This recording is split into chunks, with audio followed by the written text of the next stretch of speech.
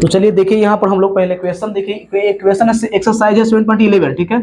और question number 9 है ना, इसमें क्या क्वेश्चन कहा है कि 0 से 2 है, 1 से √2 - x है, इसका करना है इंटीग्रेशन। और ये है आपका डिफिनिट इंटीग्रल क्वेश्चन, ठीक है। तो हमेशा फॉर्मूला ए वाला याद रख लो कि 0 से अगर ए रहता है, f(x) रहता है, तो 0 से ही लिमिट रहेगा, लेकिन a - x यानी कि x को एक तरह से क्या कहे ना, x के स्थान पर क्या करना है, a - x करना है। मतलब x को एक तरह से कह सकते हैं कि हटा के थोड़ा सा माइनस कर दीजिए और ऊपर लिमिट आ जाता है, यही ना। जैसे x की जगह पर लिख दो, देखो 2 - x हो जाएगा, घट x को थोड़ा कहीं के साइड हो जाओ और ऊपर ला गया लिमिट 2 - x, फिर 2 जेम करते हो, फिर माइनस जेम करते हो, और x जगह क्या लगाना है 2 - x, क्योंकि फॉर्मूला है a - x, यही फॉर्मूला जरूरी है मैन, ठीक है। यहाँ तक क्लियर है ना।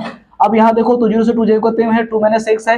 अब देखो तो माइनस माइनस क्या हो जाएगा, कोस हटेगा तो प्लस हो जाएगा, कट जाएगा ये वाला, √x बचेगा यहाँ, √x से मल्टीप्लाई कर लो 2 में, और फिर √x में 1 से कर लो मल्टीप्लाई, तो 2 √x हो गया। यहाँ तक क्लियर आप लोगों का। फिर √x में 1 से भी गुना कर लीजिए तो 1 √x हो जाएगा। और यहाँ पर तो dx है, यहाँ dx लगा सकते हैं, यहाँ भी dx लगा दीजिएगा, ठीक है ना। अब 0 से 2 √x है, तो 2 √x का होगा, इंटीग्रेशन कर लो जल्दी से, तो 2/3 x के पावर 3/2, ठीक है।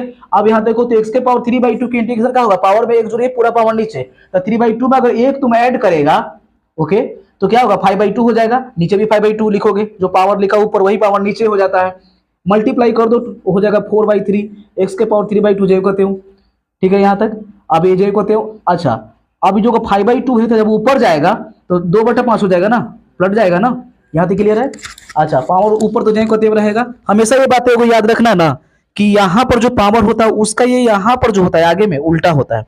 जैसे यहाँ पर 5/2 है, तो इसका उल्टा होगा यहाँ पर 2/5, ठीक है। अब देखो तो यहाँ पर x का वैल्यू देखो, अपर लिमिट 2 है, तो 2 रख दीजिए दोनों में, जहां जहां x है वहीं पर रखना है, तो 4/3 2 के पावर 3/2 माइनस 2/5, x से जगह रखना है 2, बाकी सब कुछ सेम है। फिर जीरो रखोगे इसमें तो पूरा 0 हो जाएगा, क्योंकि 0 मल्टीप्लाई किसी से होता है 0 हो जाता है, ओके।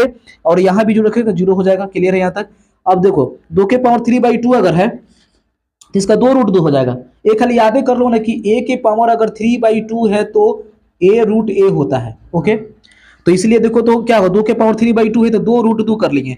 एक और याद कर लो कि a के पावर 5/2 रहेगा तो a² √a होगा, a²√a। तो देखो तो 2 के पावर 5/2 है तो 2a² और √2, ओके जब कहते हो।